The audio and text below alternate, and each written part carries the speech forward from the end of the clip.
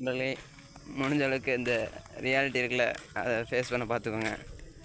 இப்போ ஏன் அப்படி சொல்கிறேன்னா, நீங்கள் இப்போ ரியாலிட்டி ரொம்ப ரொம்ப கஷ்டமாக இருக்குன்னு வைங்களேன், அங்கே தான் நம்ம வந்துட்டு நிறையா லேர்ன் பண்ணிக்க முடியும். இப்போ உங்களுக்கு கஷ்டமாக இருக்குன்னா, நம்மளோட பெர்ஸ்பெக்டிவ் இருக்குல்ல, அங்கே வந்துட்டு நம்ம சரின்னு நினைக்கிறத வந்துட்டு கரெக்டாக எப்படி சரின்னு நினைக்கிறது தான் வந்துட்டு ஒர்க் ஆகணும். எப்படி சொல்கிறது, இருங்க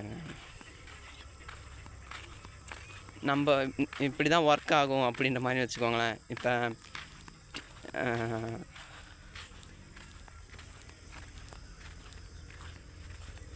ஒரு டிவி இருக்குது. டிவி வந்துட்டு நம்ம எப்படி ஒர்க் ஆகணுன்ற மாதிரி வச்சுக்கோங்க. இருங்க வரேன்.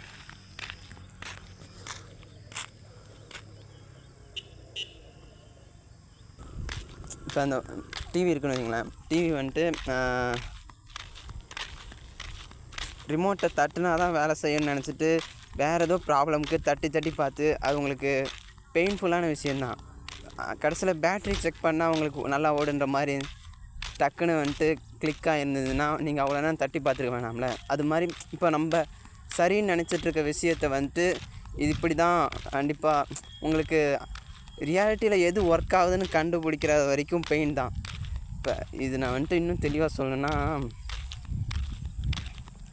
இந்த மேரி குயரி இருக்காங்களே, அவங்க வந்துட்டு ஒரு கோட் சொல்லியிருப்பாங்க. எவ்ரிதிங் ஷுட் பி எதுவுமே வந்துட்டு ஃபியர் பண்ணுறதுக்கானது இல்லை. ஓரளவுக்கு எல்லாமே அண்டர்ஸ்டாண்ட் பண்ணிட்டோம்னா நம்ம ஃபியர் பண்ணுறதுக்குன்ற அவசியமே இல்லை. அதாவது உங்களுக்கு ரியாலிட்டி எப்படி ஒர்க் ஆகுதுன்னு தெரிஞ்சிருச்சுன்னா நம்ம வந்துட்டு முட்டிக்கிட்டு இருக்க தேவையில்ல. ஈஸியாக அது ஓரளவுக்கு சால்வ் பண்ணுற மாதிரி பண்ணிக்கலாம். இருங்க அப்புறம் வரேன்.